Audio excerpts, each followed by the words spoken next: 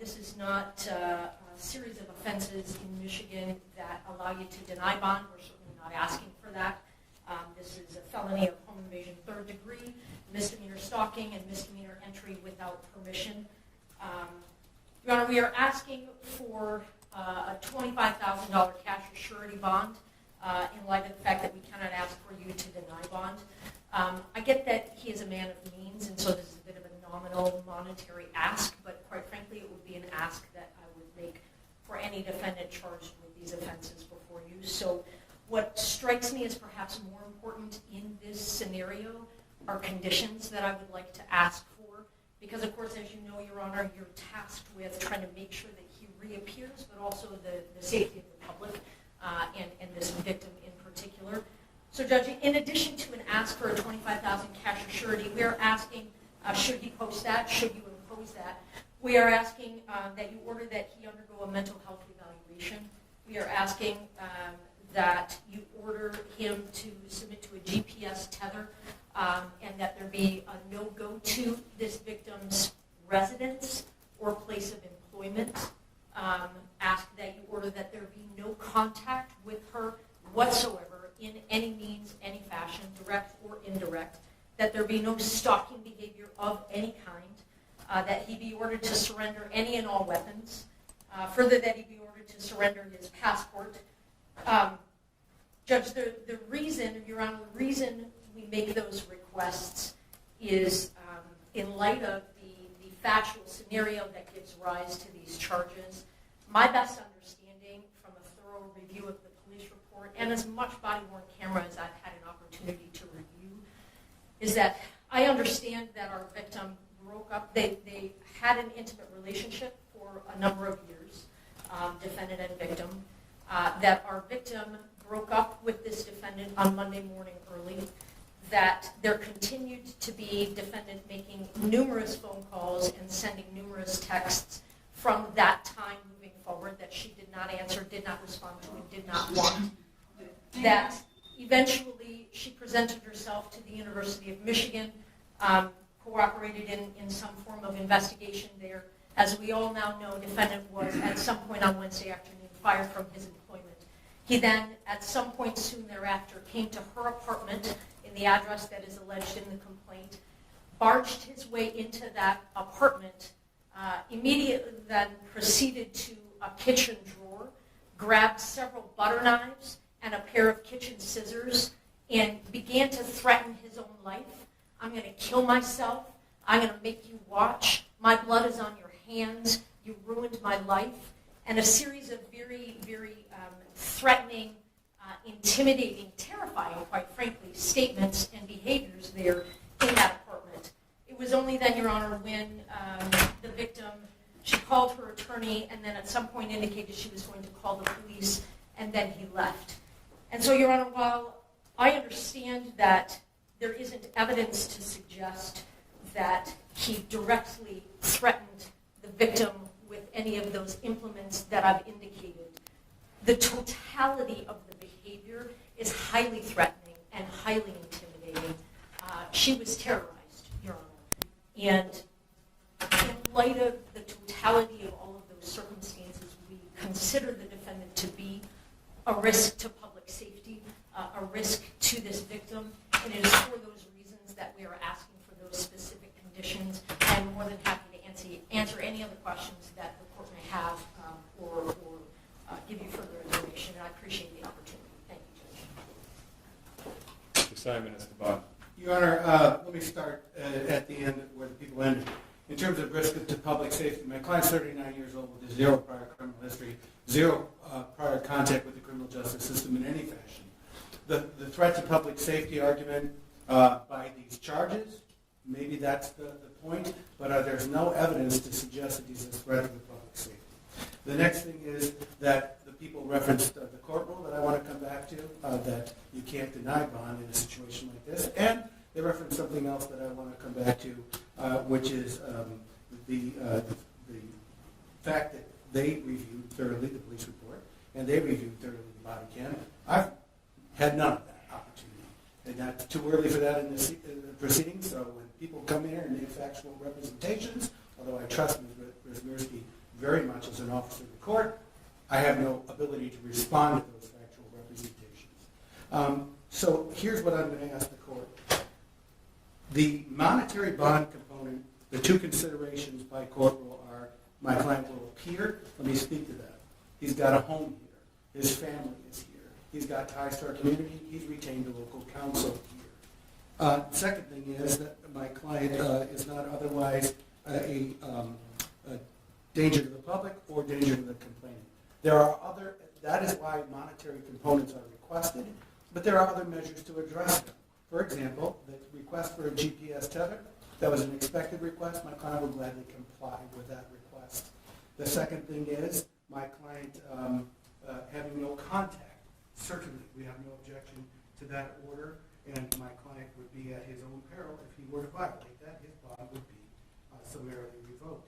In terms of surrendering the passport, Your Honor, there's no really indication that he is a flight risk. My client has those established ties that I talked about. But in addition to that, Your Honor, he would have an order from the court, like everyone else does. There would be no leaving the state, let alone the country, without permission of the court, and he would certainly abide by that. Your Honor, with respect to the request for a mental health evaluation, I will represent a few things that are my understanding, again, without being privileged to have reviewed discovery that. My understanding is that following his arrest, my client was taken to the St. Joseph Mercy Health System for an evaluation, a mental health evaluation. My understanding is following that evaluation, he was not turned over for a commitment, but instead turned back over to law enforcement for lodging. That's where he's been, the Washington County Jail since. I can also tell the court that the Community Mental Health Department saw my client yesterday for an evaluation as well, without any further recommendation. If you make that a condition of bond, I can tell the court that he get a mental health evaluation, he will absolutely comply and follow any aftercare recommendation.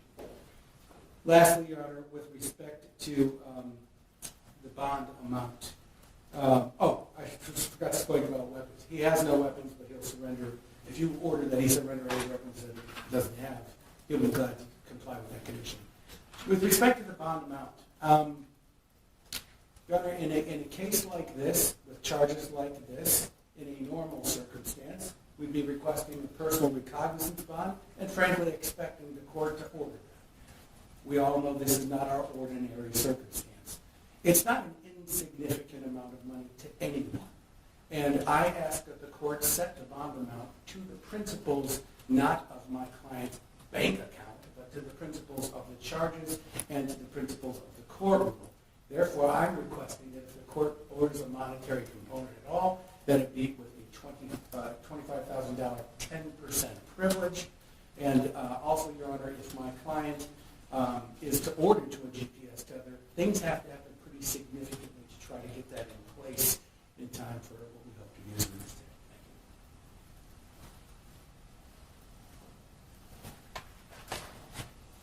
Thank Mr. Moore, could you state your name, please?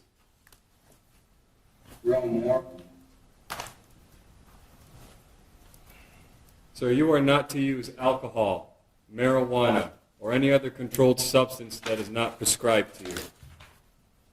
You are not to possess or purchase a firearm or any other dangerous weapon. You are not to engage in criminal conduct of any kind whatsoever. You may not leave the state of Michigan without permission of the court. Prior to your release, you will be placed on a GPS tether. You will not be released before that GPS tether is placed upon you. You must continue all mental health treatment as a condition of your bond. The named victim in this case will not be placed on the record. You may not have contact with that individual. That means no calling, no writing, no video chatting, no texting, no emailing, or any other form of contact the human mind can possibly fathom. No one in the world thinks that this person is going to reach out to you. Should they do so, and again, no one thinks that they're going to, you may not reply in any form or fashion. The named victim's address will not be placed on the record, but you may not go to that location for any reason whatsoever. Are we understood on the no contact and no go-to, sir? Yes, Your Honor. If you have any questions about that, you have a good attorney, simply ask them. Do you understand? Yes, Your Honor.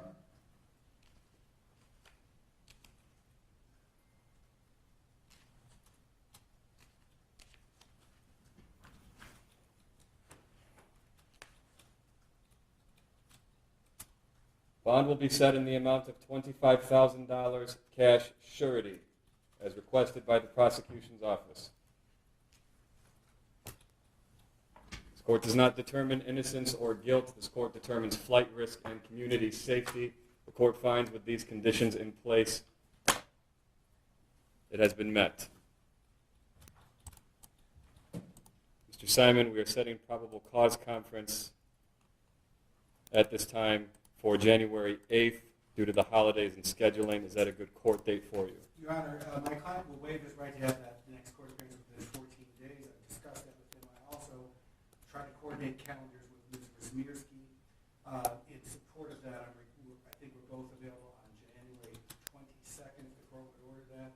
And I'll add one more thing for the record in support of that. I understand there is continuing investigation, so in addition to the discovery I don't yet have, there may be even more. So it will be January 26th, 2020. 22nd. 15, 22nd. January 22nd, then. January 22nd, 2026, 9 a.m., 14A1 District Court, Courtroom C. That will be in person. Sir, do not violate these bond conditions. Follow all orders of the court. Stay in contact with your lawyer. That concludes this hearing. Thank you, Your Honor. Thank you very much.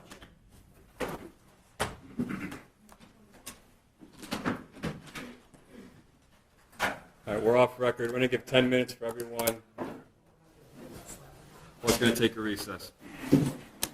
Oh, actually.